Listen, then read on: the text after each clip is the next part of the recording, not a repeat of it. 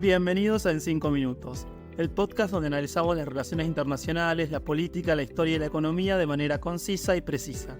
Soy Sebastián Candiotti, licenciado en Relaciones Internacionales, y te invito a descubrir junto a mí los eventos y curiosidades que han construido nuestra realidad global.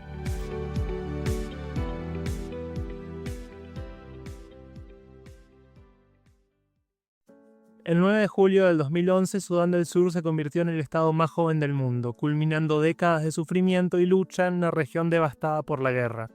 Sin embargo, el camino hacia la independencia estuvo signado por conflictos que se remontan a mediados del siglo XX, cuando Sudán, aún bajo control británico, experimentaba las primeras señales de fragmentación entre su norte árabe y musulmán y su sur predominantemente cristiano y animista.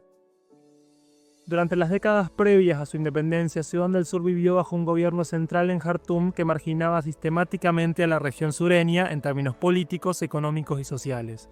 Desde los años 50, el sur de Sudán fue escenario de una lucha constante por autonomía y derechos, que resultó en 2 guerras civiles devastadoras. La primera comenzó incluso antes de que Sudán lograra su independencia del Reino Unido en 1956. Las promesas de mayor autonomía para el sur se desvanecieron rápidamente y los sureños, sintiéndose traicionados, se levantaron en armas contra el gobierno central. Este conflicto, que se prolongó durante 17 años, terminó con el Acuerdo de Addis Abeba en 1972, otorgando cierta autonomía a la región sur. A pesar de este acuerdo, las tensiones nunca desaparecieron por completo. Durante los años 80, el descubrimiento de vastos recursos petrolíferos en el sur intensificó las disputas. Sudán intentó centralizar el control sobre estos recursos, provocando un nuevo levantamiento en el sur liderado por el Ejército de Liberación del Pueblo de Sudán.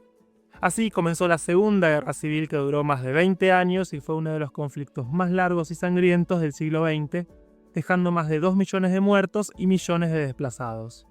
El conflicto entre el norte y el sur representó una lucha entre 2 visiones profundamente diferentes de Sudán. Mientras el gobierno de Jartum buscaba establecer un Estado islámico unificado, los rebeldes del sur luchaban por una identidad separada, defendiendo los derechos de su población cristiana y animista. Durante estos años, el sur fue devastado por la guerra y el desplazamiento forzoso, el hambre y las violaciones a los derechos humanos se convirtieron en parte de la vida cotidiana para millones de personas. El conflicto concluyó con la firma del Acuerdo General de Paz en 2005, que otorgó al sur un alto grado de autonomía durante 6 años, para luego celebrar un referéndum para decidir su independencia. Durante este tiempo se estableció el gobierno autónomo de Sudán del Sur, que gobernó con cierta libertad. En 2011, y con el 98% votando a favor, Sudán del Sur declaró formalmente su independencia, separándose de Sudán. La independencia trajo consigo tanto esperanzas como desafíos. Las décadas de guerra dejaron una infraestructura completamente destruida, con poca capacidad estatal para gestionar el nuevo país.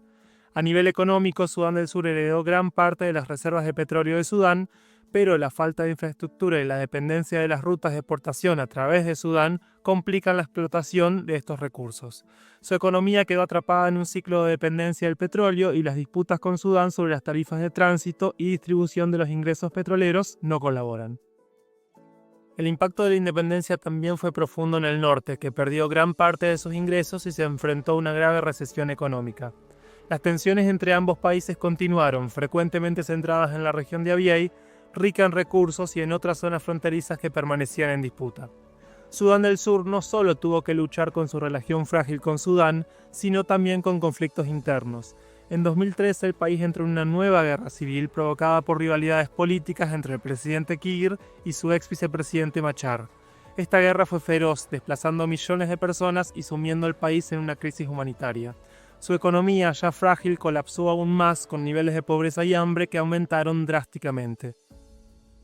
A pesar de la mediación internacional y varios acuerdos de paz firmados, el conflicto interno persiste en menor medida hasta la actualidad, afectando el desarrollo del país.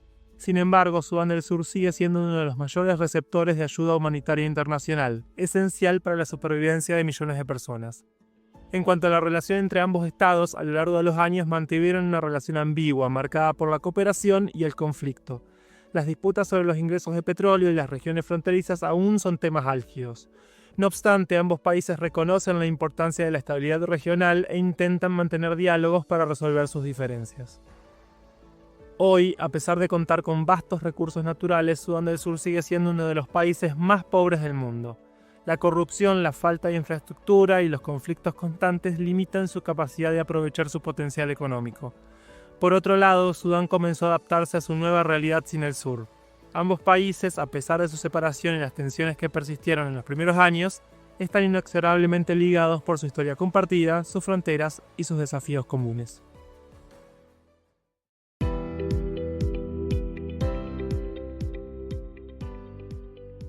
Gracias por acompañarme en este episodio de 5 minutos. Nos encontramos en el próximo capítulo para continuar nuestro viaje a través de las relaciones internacionales y los eventos que definen nuestro mundo.